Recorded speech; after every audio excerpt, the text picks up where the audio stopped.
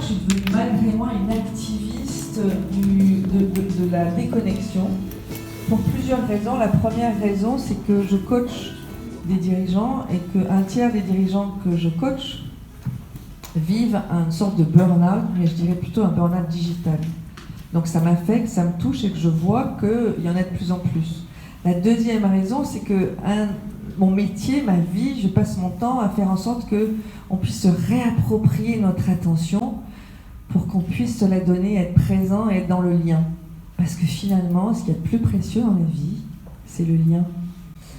Et je pense que la troisième raison, c'est que j'ai une fille qui a 12 ans, Gaïa, qui est en train de me filmer. Gaïa, arrête.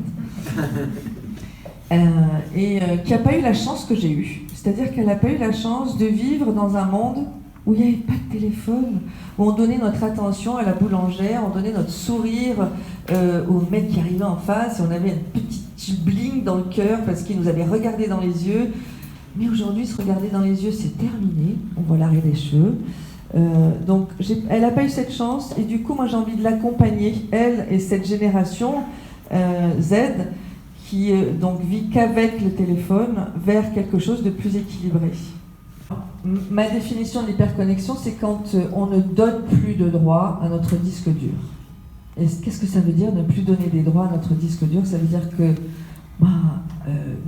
on laisse notre cerveau, notre mental, notre disque dur se saturer par cette infobésité constante, par ce TTTU très très très urgent, par ce hashtag tout de suite là maintenant, par ces hyper sollicitations du texto, de l'image, du mail, du tweet, du machin. Mais rien de dire, j'ai du mal à respirer. C'est un livre qui est construit, alors effectivement, comme Denis l'a dit, il y a une Lulu qui fait son chemin on va dire, de forme d'enfermement ou d'impuissance, ou un peu d'addiction, de passivité numérique, et qui petit à petit évolue vers un petit peu plus de conscience sur elle-même et ses comportements.